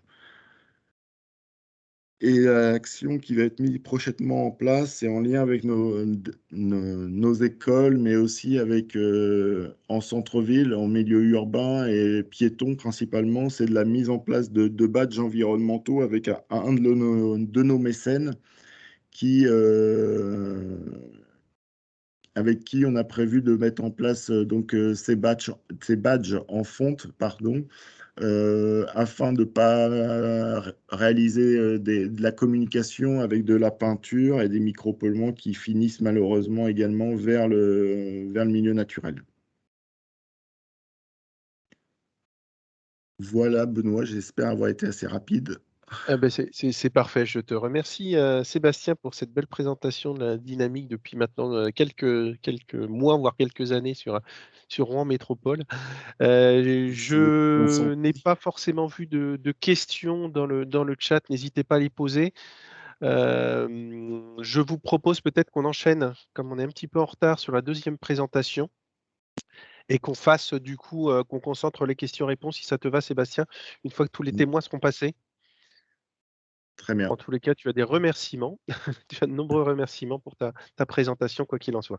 On fait comme ça, si vous voulez bien. Et du coup, je Après, vais. ouais. Oui. Oui, très bien. Non, dis-moi, vas-y, Sébastien. Non, ce que je voudrais dire, c'est que les filets, enfin, pour notre avis, c'était une très bonne solution pour limiter la pollution. Après, ce que je voudrais dire, c'est qu'il faut vraiment en amont diagnostiquer son bassin de collecte. Ça ne sert à rien d'en remettre sur tous les exutoires. Nous, à la métropole, on a plusieurs milliers d'exutoires et c'est inimaginable de pouvoir équiper l'intégralité des exutoires. Il faut vraiment bien diagnostiquer, les sources de pollution et vraiment tout ce qui est en lien avec les déversoirs d'orage. C'est vraiment ici qu'on a vraiment des sources de pollution vraiment très, très, très, très importantes. Ils m'ont fait mentir. Il y a une question qui est tombée, donc du coup, entre-temps, pendant que tu prenais la parole, Sébastien. Comment s'organise la collecte des déchets des filets? Comment ça se passe Alors, concrètement? bah nous, aujourd'hui, on a un camion grue. Donc, on est en régie, mais on a aussi, on a aussi des marchés avec des prestataires privés pour pouvoir faire des levages. Donc, c'est un camion grue qui vient lever le filet. Donc, il faut savoir que l'intégralité de nos filets ont été fixés avec des systèmes de guillotine, donc des systèmes métalliques qui évitent à nos agents d'aller dans la rivière pour faire l'exploitation du filet et le levage, pour sécuriser les interventions. Et donc, on vide ça et on emmène ça. Aujourd'hui, malheureusement, le circuit n'est pas encore totalement finalisé parce qu'on est aussi sur le diagnostic, savoir précisément quel type de déchets on y collecte. Et pour pouvoir avoir des filières adaptées par rapport à nos déchets. Aujourd'hui, on traite ça comme des déchets de dégrillage dans les stations d'épuration, qui sont aujourd'hui, nous, après, on les stocke, on les égoutte, et puis on les emmène en incinération. Ok, merci à toi. Merci pour ces précisions. On pourra, du coup, si ça te va, Sébastien, donner tes coordonnées aussi, éventuellement, si d'autres Oui, personnes. bah après, je suis ouvert. Voilà. Ah bah, c'est très Pas de gentil souci. de ta part. On enchaîne avec le deuxième témoin, donc du coup, c'est la métropole de Brest. Donc, merci à Aline Laznek d'être présent également aujourd'hui et de nous présenter un petit peu la démarche à une large échelle, finalement, qui s'est déroulée sur la métropole de Brest, mais pas que, puisque c'était inscrit dans un programme beaucoup plus large. On te cède la parole, Aline. Bienvenue à toi déjà, et on te cède la parole. Bonjour. Du coup, oui, moi je vais vous présenter ce qui a été fait. Alors, je vais peut-être couper ma caméra pour pas trop parasiter. Vous m'entendez bien? Parfaitement. Parfait. Donc, moi je vais vous présenter ce qui a été fait dans le cadre d'un projet européen qui s'appelle Preventing Plastic Pollution. On peut déjà passer à la première slide. Je vais vous présenter d'abord un peu la genèse du projet, puis après vous présenter les différents partenaires et de vous montrer un peu les actions qui ont été portées dans le cadre de ce projet, qui sont portées dans le cadre de ce projet, puisque le projet est en cours. C'est un projet qui a débuté en septembre 2019, je dirais plutôt janvier 2020, et qui finit en juin 2023. Pour vous présenter un peu la genèse du projet, en septembre 2018, il y a eu une rencontre qui a été organisée. À l'occasion de cette rencontre, plusieurs partenaires français et anglais étaient réunis autour de table et l'idée était de réfléchir à des solutions pour limiter la pollution plastique dans les océans. Et du coup, d'imaginer une approche à la fois côté français et côté anglais. À cette époque, Brest Métropole n'était pas partenaire, n'avait pas été associé à ces échanges. On a été un peu rattrapé par la suite, notamment par le coordinateur français qui est un bureau d'études et laboratoire qui s'appelle Labocea. Et qui est venu du coup nous chercher pour plusieurs raisons. Ils estimaient effectivement que c'était intéressant d'avoir un gestionnaire à la fois du réseau d'eau pluviale, responsable de la protection de la ressource en eau, des milieux aquatiques et des usages, puisque c'est une compétence qui est portée par la direction de l'écologie urbaine dans laquelle je travaille. Et puis aussi d'avoir le gestionnaire des déchets et de la propreté du domaine public, qui est lui en charge de la collecte et du traitement des déchets ménagers et assimilés, et puis de la propreté sur l'espace public. Donc à partir de février, on s'est retrouvés il y a eu une rencontre en février à Brest, avec des partenaires français, des partenaires anglais. L'idée était de commencer à construire un dossier de candidature. Donc, il y a eu beaucoup d'échanges, il y a eu énormément d'échanges. Chacun a présenté les actions qu'il souhaitait porter dans le cadre de ce projet. Et puis, on a réussi à déposer un dossier de candidature en juin 2019 qui a été approuvé en septembre 2019. Et puis à partir de là, on a vraiment commencé à lancer des actions. Côté Brest Métropole, on était très intéressés par le projet. En fait, on est vraiment rentré dans le projet parce qu'on avait déjà des ambitions, on avait déjà des envies. Mais le fait d'adhérer à ce projet nous permettait de répondre plus vite et de mobiliser plus de moyens en fait, pour lutter contre la pollution plastique. Il y avait aussi un timing du coup qui était donné, un calendrier qui était donné, qui nous forçait à aller plus vite aussi. Et puis bien sûr un financement. Et il y avait aussi l'idée d'avoir plein de partenaires différents. Donc on va voir sur la prochaine slide, je vais vous montrer les partenaires. Donc on est 18 partenaires. Et dans les partenaires, donc, il y a principalement des partenaires publics. Il y a un partenaire privé. Qui s'appelle Actimar, qui est un bureau d'études qui travaille surtout sur de la modélisation. Mais il y a aussi beaucoup de chercheurs, notamment, comme le CNRS, l'IFREMER, du coup, la multiplicité des acteurs permettait d'avoir vraiment une approche à la fois sur l'impact des plastiques sur l'environnement, sur les écosystèmes marins, une partie beaucoup plus action, quelles sont les actions qu'on peut mener, qui sont menées par les organismes, les établissements de bassin, par exemple, ou Brest Métropole. Et puis une partie, donc une action pour limiter la pollution plastique dans l'environnement, et puis aussi une partie plutôt sensibilisation et changement de comportement qui là peut être porté à la fois par Brest Métropole, plutôt côté direction de déchets propreté, ou par Océanopolis. Donc voilà, il y avait cet aspect-là, et puis il y avait l'aspect pouvoir discuter avec des partenaires anglais qui ont des compétences relativement similaires à nos compétences françaises, à nos compétences en France, et donc avoir un vrai partage d'expérience. Du coup, le projet se situe donc en gros sur une frontière France-Angleterre, pardon. Donc il y a 7 bassins versants qui ont été choisis. La particularité du projet par rapport à d'autres projets qui ont pu émerger à l'occasion de ce premier rassemblement qui a eu lieu en septembre 2018, c'est qu'il proposait une approche à l'échelle du bassin versant. C'est-à-dire que l'idée était vraiment de voir le déchet plastique produit, le transport du déchet sur le bassin versant, l'arrivée du déchet sur la plage ou directement en mer, la dégradation du déchet, l'ingestion de ce déchet par les micro-organismes marins et le retour du coup de ce déchet, et l'arrivée de ce déchet en fait dans la chaîne alimentaire.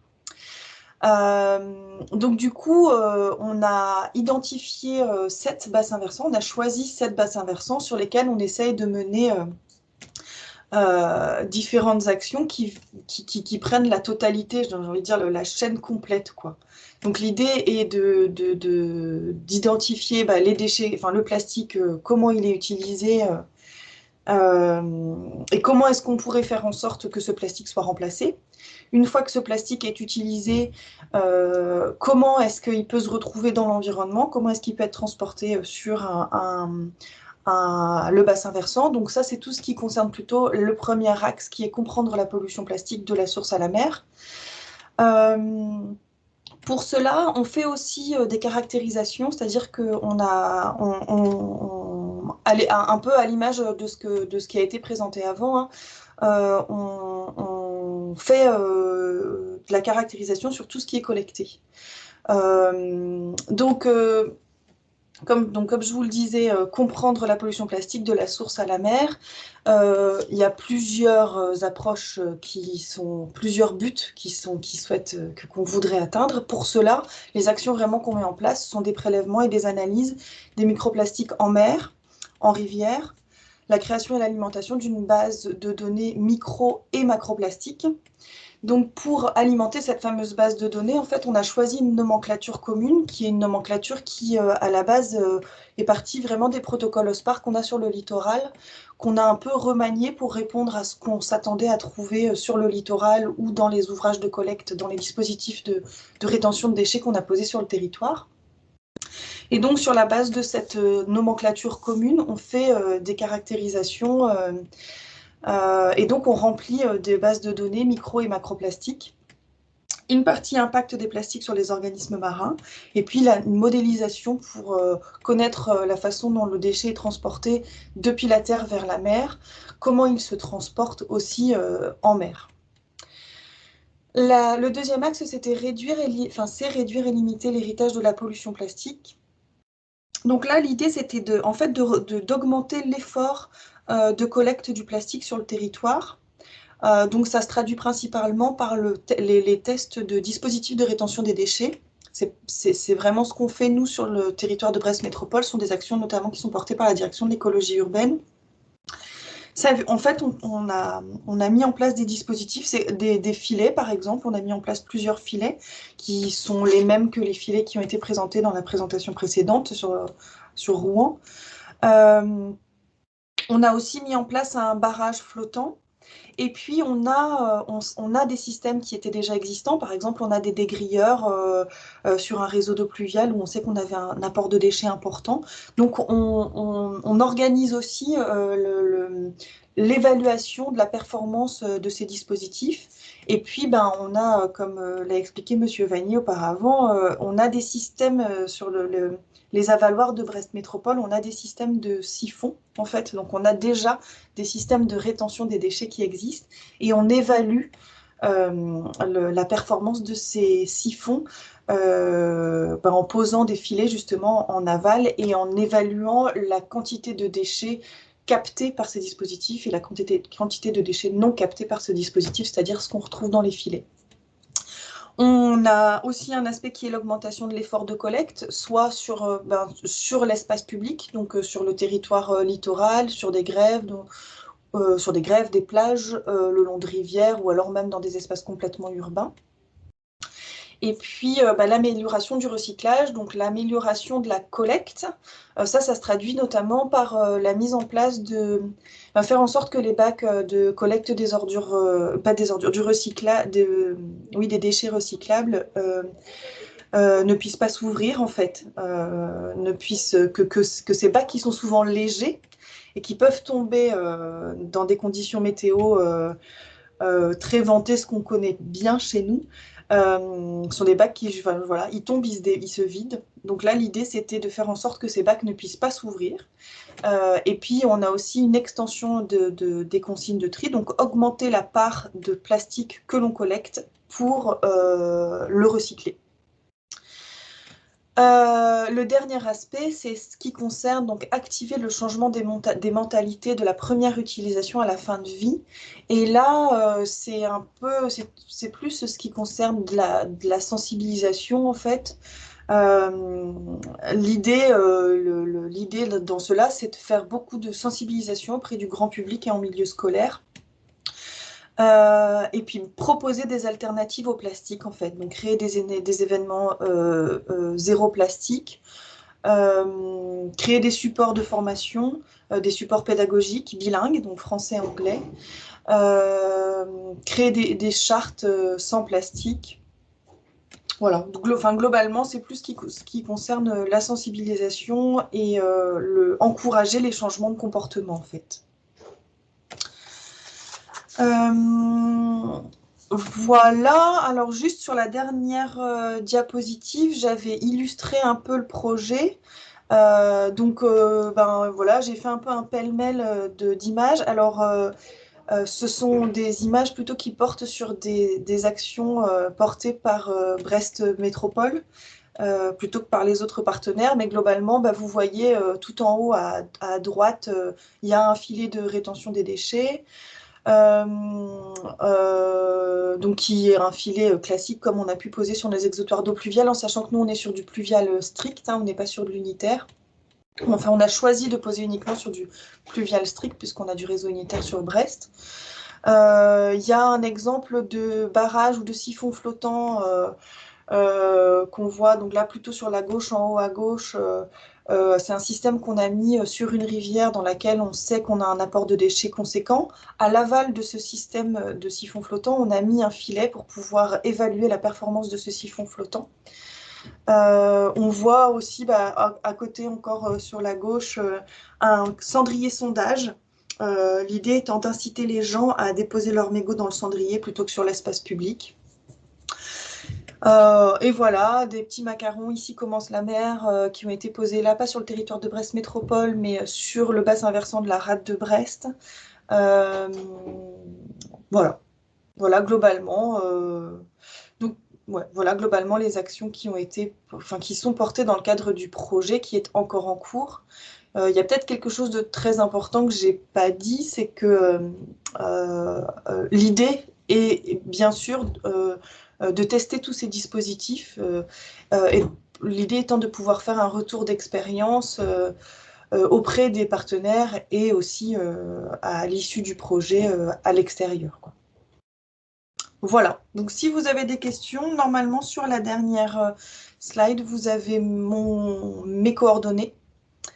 ainsi que les coordonnées de ma collègue Oumaïma Erio qui travaille, elle, à la direction déchets propreté, qui porte du coup plus les questions liées à les alternatives au plastique, la collecte des déchets et le traitement des déchets.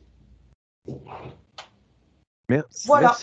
Merci Aline pour cette présentation.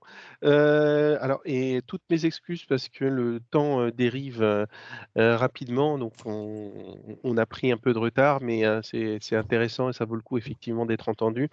Deux premières questions là que je vois dans le chat. Avez-vous utilisé des moyens de télédétection pour cartographier les déchets, notamment des moyens aéroportés ou l'utilisation de drones? Non. Voilà. Bon. Réponse claire, non, Ah, nous n'avons pas fait ça. Pour qui, pourquoi, je ne saurais pas le dire, mais non, nous n'avons pas fait ça. D'accord. Autre question, les filets captent-ils, alors c'est aussi valable pour Sébastien, les filets captent-ils les microplastiques? Une étude sur la quantité de microplastiques en sortie avec ou sans filet a-t-elle été réalisée du coup? Non, alors nous, on a choisi de prendre une maille de 2,5 par 2,5 cm. En fait, et on en est très content parce que les filets se feutrent assez rapidement avec les matières organiques qui arrivent dedans. Alors, ça dépend vraiment du bassin versant, mais nous, pour les filets qu'on a posés sur le territoire de Brest Métropole, on a sinon un problème, en tout cas un phénomène de colmatage, de feutrage des filets qui aurait été encore plus amplifié avec un maillage plus fin. Alors c'est vrai pour les... En fait, on a des filets qui sont posés sur des ruisseaux, des filets qui sont posés sur des exutoires d'eau pluviale. On voit en fait, on se rend compte quand on fait la caractérisation qu'on collecte quand même des tout petits déchets. Aujourd'hui, à l'heure d'aujourd'hui, sur ce qui est collecté, sur ce qui a été collecté par Brest Métropole, sur le territoire de Brest Métropole, nous n'avons pas fait de caractérisation, enfin de dénombrement ni d'identification des microplastiques présents dedans, présents dans ce qu'on a récupéré, parce qu'en fait, on récupère énormément de boue. Donc on pourrait le faire, on a prévu de le faire en fait, mais on n'a pas de résultats actuellement sur les microplastiques présents dans les filets. Par contre, à l'échelle du projet, il y a des collègues qui travaillent sur les microplastiques présents en rivière, en mer et sur des sédiments. Du coup, ce maillage, il est vrai pour les filets qui sont positionnés à l'exutoire des réseaux d'eau pluviale. Par contre, comme je vous disais, en fait, on a voulu tester l'efficacité. On veut tester l'efficacité des dispositifs,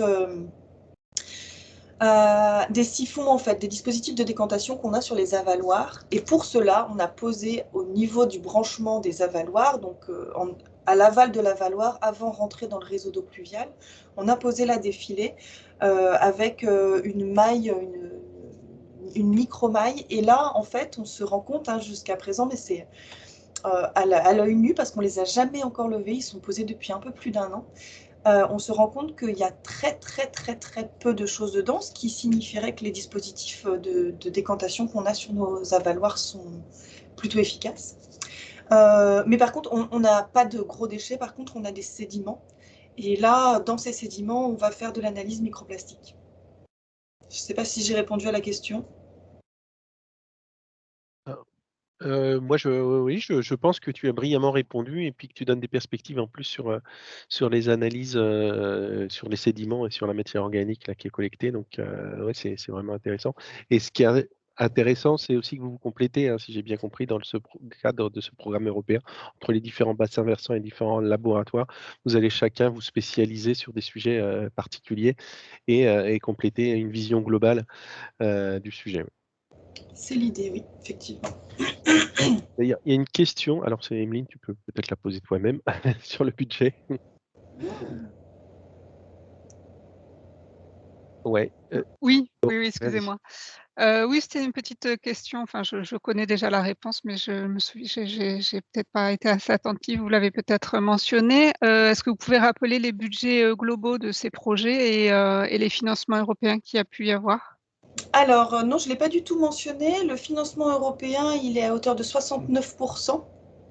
Donc, l'ensemble des actions qui sont portées dans le cadre du projet sont financées à 69%, à savoir du temps de travail des agents, de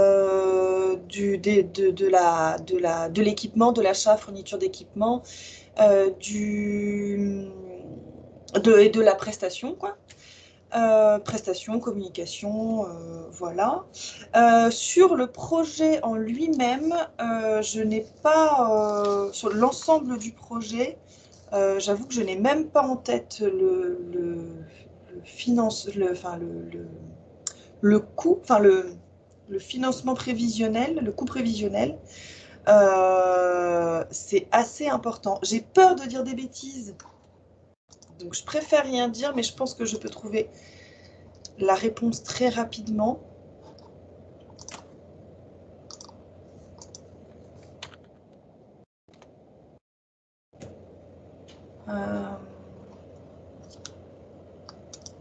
Pendant que tu cherches, une autre question qui s'adresse à la fois à toi et Sébastien sur la fréquence de collecte des filets. Hein. Peut-être plus Sébastien d'ailleurs, qui est vraiment dans Oui, le... c'est ce que. En fait, la fréquence, elle est vraiment variable par rapport aux précipitations qu'on peut avoir. Hein. Nous, sur la métropole, là, depuis le mois de novembre, on n'a fait qu'un levage parce qu'on a eu une période hivernale. Malgré qu'on ait eu du vent, on a eu très peu de pluie. Donc forcément, très peu de levage. En moyenne, on a fait sur l'année dernière à peu près entre 4 et 5 levages, mais je pense on va pouvoir optimiser nos levages cette année à faire 4 levages par filet. Je pense que suivant le type d'exutoire et les sources si c'est en lien ou pas avec des déversoirs d'orage, et je pense que oui, autour de 4 levages par filet, c'est bien. Sur Rouen, centre-ville, là, on sera peut-être un petit peu plus, peut-être 6 à peu près. Alors, nous, sur Brest Métropole, on a 2 filets qui sont posés sur des bassins versants assez peu... Enfin, il y en a notamment un qui reçoit vraiment quasiment que du déchet. C'est-à-dire que le bassin versant très peu végétalisé, et on a fait un seul levage en 1 an. Et c'était pas laborieux, quoi. C'était suffisant. Par contre, sur d'autres filets pour lesquels le bassin versant est soit plus grand, soit plus végétalisé, on est autour de... je pense à un notamment, oui, on a fait 4 levages l'année dernière, et c'est une fréquence qui paraît de la fréquence minimale pour avoir un fonctionnement optimal du filet. Et concernant les financements, donc à l'échelle du projet, c'est 14 millions d'euros, répartis en 18 partenaires. Okay. Eh bien, merci. Merci. Je suis désolé, on a, comme je vous le disais, pris du retard déjà, donc on va enchaîner sur la dernière présentation. Excusez-moi encore pour ce retard. Merci Aline pour cette brillante présentation, je pense qu'il va inspirer beaucoup de monde. Et on va appeler Philippe Keravé pour ce dernier témoignage qui, cette fois-ci, a l'intérêt d'être sur notre territoire régional, donc du coup à l'échelle des Pyrénées-Orientales. Bonjour Philippe, merci. Oui, bonjour à tous. D'abord, je me présente. Donc, je suis enseignant-chercheur à l'Université de Perpignan, et donc je vais vous parler d'un projet que l'on a mené avec d'autres partenaires, vous allez voir tout à l'heure, donc avec une équipe d'ailleurs de 3 partenaires. Ensemble, vous voyez, c'est un petit projet, on est 4 partenaires. Donc ce projet Red Plast 66 qui est financé sur 3 ans par la Fondation de France, on le mène uniquement sur cette région des Pyrénées-Orientales, et notamment sur un petit bassin versant de la Tête. Voilà, donc les partenaires, vous voyez, on a essayé de refléter un peu toute la diversité, on va dire, de cette approche sur le plastique. Donc on a la recherche institutionnelle que je représente, on a aussi une association de bénévoles, entièrement de bénévoles, Citéco 66, qui œuvre sur la lutte contre les déchets depuis au moins plus de 15 ans. Et puis on a 2 petites PME locales, Nostramar et Cinéo. Voilà. Et on travaille, bien sûr, il faut le rajouter, bien sûr, en étroite collaboration active avec le syndicat mixte de la Tête, le parc naturel marin, et puis des communes, la commune de Canet. Et puis, bien sûr, on intègre également nos formations universitaires, notamment le master sciences de la mer. Voilà. Suivant. Donc, le cadre, le contexte, vous le connaissez tous. Hein. En tout cas, en Méditerranée, on a un contexte un petit peu particulier par rapport à l'Atlantique. C'est que sur le littoral, eh bien, on a une origine qui est très continentale, beaucoup plus que sur l'Atlantique. Donc, il y a une origine, vraiment, il y a la force de ces entrées fluviales sur le territoire méditerranéen. Et donc, on s'est très très vite focalisé sur ces fleuves méditerranéens qui sont aussi un petit peu particuliers. Hein. Les petits fleuves, ce sont des petits fleuves côtiers méditerranéens qui sont très tempétueux, très voilà, turbulents, hein, donc difficiles aussi à maîtriser. Donc ça, on va y revenir aussi là-dessus. Et donc, on va se focaliser essentiellement sur le bassin versant de la Tête et voir le petit bassin versant, ce qu'on appelle le Bourdigou, vous voyez également. On a aussi un contexte des éléments amplificateurs, hein, qui sont typiques aussi au système méditerranéen, qui sont les événements pluvieux, qui sont les événements extrêmes, hein, que l'on a ici. On a aussi un tourisme de masse en période estivale. Et puis, je l'ai rajouté également, une agriculture qui utilise de plus en plus de matériaux plastiques également. Voilà pour le contexte local, on va dire. Là, cette figure vous reflète justement là aussi la pression anthropique qu'on peut avoir sur ce petit bassin versant de la Tête, puisque ce fleuve, hein, c'est un fleuve, la Tête, qui a un débit moyen qui est à peu près de 5 mètres cubes, hein, environ, hein, pour vous donner un ordre d'idée. Parfois, il peut monter jusqu'à 1000 mètres cubes, hein, sans problème, en période tempétueuse, en période de crue. Et donc traverse une grande agglomération, c'est la ville de Perpignan, avec plus de 100 à 150 000 habitants. Voilà. Donc, ce projet REDD+, il s'articule en fait autour de 3 axes principaux qui sont comprendre, sensibiliser et réduire. Donc, je vais vous parler d'abord de comprendre. Donc, comprendre, c'est plutôt, donc c'est un petit peu mon cadre, c'est l'étude scientifique de ce flux de déchets. Donc, combien, en fait, essayer de savoir combien de déchets vont arriver en mer par le fleuve, par la Tête, combien. Ensuite, c'est un petit peu le devenir aussi de ces déchets en mer, combien vont revenir sur les plages. Et puis, on fait également une étude avec Nostramar de plongée, de comptage pour plongée sous-marine. Donc là, c'est la partie, là, peut-être la grosse partie, c'est le comptage, essayer de voir une estimation précise, un comptage de déchets afin d'estimer un bilan annuel en fait. Donc on va essayer de travailler sur des corrélations avec la pluie, avec le débit, hein, pour faire des estimations annuelles de flux sortants. On va aussi définir un top 10 d'abondance également sur ces déchets, donc top 10 d'abondance, mais on peut rajouter aussi un top 10 fréquence également, ceux qui sont les plus fréquents. On fait également, bien sûr, du massique, hein, puisqu'on arrive à les récupérer, pas mal de ces déchets. Donc, on peut aussi faire des estimations de flux en termes massiques, pas uniquement numéraires. Voilà, suivant. Donc, ça, c'est aussi une illustration pour vous montrer, là, fin janvier 2020, on a une grosse tempête Gloria, hein, qui a battu un petit peu les records. En fait, c'est monté en instantané à plus de 1300 mètres cubes seconde. Et donc, vous pouvez voir un petit peu une illustration de ce qui est charrié pendant une période de crue. En tout cas, une grosse crue comme celle-ci. Voilà, suivant. Voilà, deuxième axe, c'est la sensibilisation. Donc là aussi, on va sensibiliser tous les publics. On essaie on est un petit peu ambitieux là-dessus avec les partenaires. Donc, on va essayer de sensibiliser le public lors des opérations participatives. Donc, ça, c'est avec les bénévoles de l'association et tous les autres bénévoles d'ailleurs. En milieu scolaire, donc on intervient, et Nostramar et notre collègue de l'association, Éric Malafos, aussi interviennent en milieu scolaire, au sein d'une aire marine éducative, dans les écoles primaires, les collèges, les lycées, partout où on est invité, on y va. Et puis également, bien sûr, lors de conférences qui sont sur le département.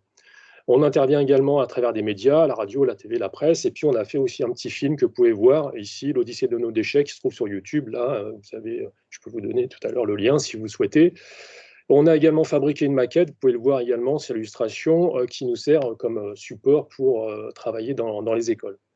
Voilà. Donc ça, c'est la partie sensibilisée, mais il y a une chose aussi, une originalité peut-être que l'on a, on a vite fait le constat que dans ces opérations de sensibilisation, on avait souvent un public qui était conquis, en quelque sorte.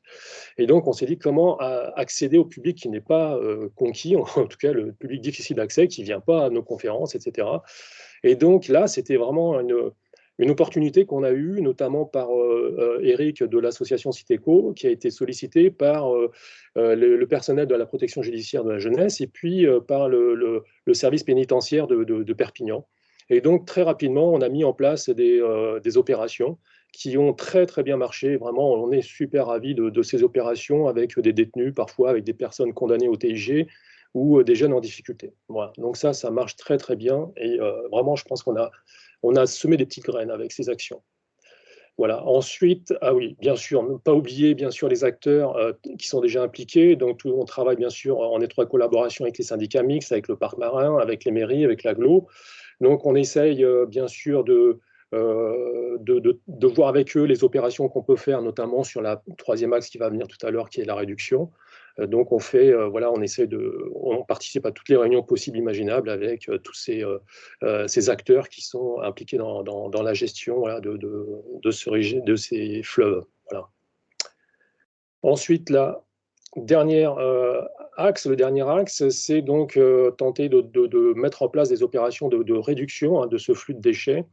Et donc, on va travailler sur des systèmes qui sont déjà en place. Là, c'est le cas ici, vous avez ce que vous avez en photo. C'est sur un canal qui est parallèle à la tête et qui va se jeter directement en mer également après. Et vous pouvez le voir ici, vous avez une écluse et donc vous avez un boudin flottant qui récupère des très très grandes quantités de déchets. Ici, ce n'est qu'une petite illustration, c'est une petite quantité, mais en fait, vous pouvez en avoir beaucoup plus. Donc, on a travaillé pas mal sur ce boudin pour essayer d'étudier justement la quantité, le type de déchets, etc., pour pouvoir le comparer ensuite avec tous nos déchets qu'on récupère sur le fleuve et en mer. Donc ça, c'est dans le cadre d'une collaboration, d'une convention avec le syndicat mixte, hein, du bassin versant de la Tête, qu'on travaille là-dessus, ou qu'on a travaillé. Voilà.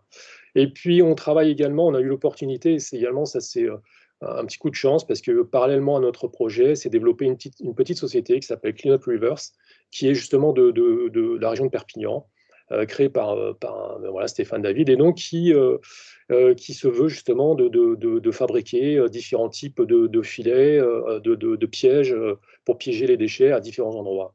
Alors, vu le côté très tempétueux et très turbulent de nos systèmes hydrologiques, et donc il faut vraiment remonter en amont. On ne peut pas mettre ce type de filet, bien sûr, dans les cours d'eau, dans nos cours d'eau. Donc, on va travailler dans les canaux, on va travailler dans les fossés. Et donc, nous, notre objectif, c'est de travailler avec les différentes mairies pour définir avec eux et avec les personnels techniques de ces mairies, puis également avec les associations, ce qu'on appelle des hotspots, c'est-à-dire des zones de hotspots. Ce sont des zones avec des fortes concentrations de déchets dans les fossés. Et donc, une fois qu'on a identifié, nous, on est persuadé on souhaiterait que toutes les communes identifient 3-4 zones de hotspots dans le périmètre du bassin versant de la Tête, et de manière vraiment à avoir des résultats significatifs sur la réduction. Donc, pour l'instant, on va dire, dans les démarches plutôt d'essayer de convaincre et d'implantation. On a quand même réussi à en implanter sur les 2 dernières années plusieurs dans différentes communes, mais on espère bien sûr passer sur quelque chose de beaucoup plus généralisé par la suite. Voilà, donc pour synthétiser, comprendre, donc on a vraiment, et on a bien travaillé là-dessus sur une estimation. Maintenant qu'on est bien, on a une bonne expertise sur les flux annuels et sur le mécanisme de transfert de ces déchets vers notre littoral. Hein, bien sûr, qui s'est lié, bien sûr, comme on l'a dit, aux événements de pluvieux. Mais on a également du stockage sur les rives. Donc, on a travaillé également sur tous ces éléments de stockage par la ripisylve. Maintenant, également sur la sensibilisation, ça c'est un point aussi très important. Il faut toujours en parallèle sensibiliser, faire des opérations de sensibilisation. Mais évidemment, toujours développer ces sensibilisations, on va dire, non conventionnelles, on va dire, essayer d'aller vers les personnes qui n'ont pas forcément une conscience environnementale, ce qui n'est pas simple. Et convaincre les élus, ce n'est pas simple non plus. Ici, dans les Pyrénées-Orientales, peut-être que c'est plus simple ailleurs, mais voilà, on s'y attache en tout cas. On est bien soutenu quand même par par les chargés de mission. Des agglos, donc ceux qui sont très sensibilisés là-dessus, mais voilà, après c'est toujours un petit peu difficile de passer à l'échelle plus, on va dire, politique. Voilà, et puis réduire, donc là aussi, on cherche un petit peu à fédérer toutes ces structures gestionnaires autour de ces opérations pour placer le maximum de ces structures de piégeage, de collecte de déchets, avant que ça arrive justement dans les fleuves ou dans les différents canaux qui arrivent en mer. Voilà, donc ça, on voudrait bien sûr que ce soit des efforts qui soient pérennes sur le long terme. Voilà, j'ai essayé de faire vite, de manière à... Merci pour votre attention. Voilà la manière de peut-être susciter plus de questions et d'échanges avec vous. Un grand merci, justement, oui, j'allais te remercier pour ta rapidité sur la présentation. Donc, un grand merci. On finit avec cette photo, effectivement, de la plage de la Crouste à Canet-en-Roussillon. On voit Voilà, effectivement... Plage à l'embouchure de la Tête, comme on peut avoir, ça c'est une crue normale. Hein, on a eu beaucoup pire. Hein, c'est une crue normale. Ça n'a rien à voir avec la crue de 2020. Voilà. Donc les incidences effectivement sur le littoral, est-ce qu'on peut retrouver effectivement de charriers par la tête lors d'événements de ce type-là? Alors je n'ai pas tout de suite de questions, mais allez-y, on est un petit peu en retard. Alors certains certainement nous ont quittés, mais vous pouvez poser vos questions dans le chat à Philippe. On donnera également, si vous en êtes d'accord, vos coordonnées, hein, si d'autres acteurs souhaitent vous contacter et avoir plus d'informations. On se donne encore 2-3 minutes là pour les questions qui pourraient arriver. Des questions qui peuvent aussi s'adresser encore une fois à tous les intervenants de ce matin, à la fois les grands témoins et puis je ne sais pas si Madame Langevin, Madame Préville sont restées avec nous, mais ça peut également s'adresser à elles. Absolument. Et qu'on connaît bien également à Perpignan, puisqu'on a participé, on a eu la chance de participer à ce rapport parlementaire. Et je tiens à souligner d'ailleurs l'excellent travail qu'ont fait les 2 sénateurs, qui étaient vraiment très très bien impliqués là-dessus. Hein. Donc on vous communiquera normalement, on a en fin de réunion une extraction avec tous les présents, on vous communiquera le support de présentation. N'hésitez pas, si vous voyez que vous ne le recevez pas, à revenir vers nous et on vous l'enverra de suite, hein, voilà, pas de souci. Alors, une question de monsieur Mania. La mer et l'eau salée compliquent-elles le recyclage des plastiques? Alors là, on est sur l'aspect effectivement économie circulaire qu'on a évoqué à plusieurs moments. Alors, je ne sais pas si les grands témoins ont une réponse à apporter. Je pense à l'avoir, moi, mais En allez-y. tout cas, ce qui est sûr, c'est que notre organisme gestionnaire des déchets, qui s'appelle le CIDETOM 66, nous, on a eu des contacts avec eux lors d'opérations par les bénévoles, hein, savoir ce qu'on fait des ramassages. On avait en plus trié notamment les bouteilles ensemble, mais en général, ils n'apprécient pas trop ce type de bouteilles parce qu'ils considèrent qu'elles sont souillées. Elles sont souillées, donc elles sont sales, et donc apparemment, ce n'est pas, comment dire, ça va gêner le processus du recyclage. Donc, ils préfèrent ne pas les avoir en tant que matériel de recyclage. Donc, ça va au tout venant. Je compléterai en disant effectivement, au-delà de la mer et du sel, hein, c'est effectivement toutes les salissures qui Exactement. peuvent être en contact avec ces déchets plastiques qui vont effectivement ternir ou diminuer la capacité de recyclage. Quoi qu'il en soit, dans l'AMI, s'il y a une bonne idée effectivement pour creuser un petit peu ce sujet-là de la recyclabilité, eh ben, ça sera effectivement le bienvenu et ça sera un argument complémentaire intéressant.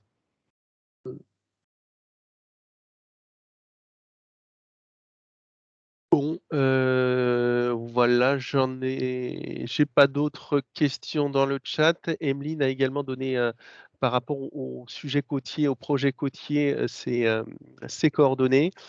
Comme on a dit, on vous enverra le support. Moi, j'essaie de retrouver la diapo avec le calendrier juste pour rappel. Voilà, donc on est aujourd'hui au 10 mars. La remise des candidatures est prévue, pour rappel, le 2 mai prochain. Donc c'est la fiche qui est en annexe du cahier des charges. Un jury se tiendra entre 2 mai et le 1er juin pour sélectionner les lauréats. Une information vous sera faite et c'est à partir de ce moment-là qu'on commencera à travailler ensemble sur l'accompagnement, montage du projet, hein, en mobilisant différents partenaires et in fine, donc l'accompagnement et le vote aux aides financières qui sont prévus plutôt sur le dernier trimestre 2022. Pour le petit rappel. Est-ce qu'il y a des questions à Emeline qui sont venues se caler entre-temps? Est-ce que tu peux peut-être remontrer la diapositive des financements, puisqu'il y a une nouvelle demande sur ce sujet? Donc voilà la fameuse diapo. Donc encore une fois, cette diapo-là montre les financements qui sont mobilisables sur les dispositifs que je porte moi, déchets économie circulaire. Mais l'objectif, c'est aussi d'essayer de trouver ensemble comment les compléter. Alors tout à l'heure, il y a Sébastien Vanier qui a parlé aussi de mécénat privés, hein, qui sont venus abonder un petit peu sur leur projet. Donc ça peut être une piste également qu'on pourra creuser avec vous et les lauréats qui seront annoncés au 1er juin. Voilà, donc à la fois les aides pourront porter sur l'ingénierie, le savoir, la connaissance, l'identification, quantification des points noirs. Après, les investissements liés aux expérimentations et toute la dimension autour de la sensibilisation qu'on a très largement développée également.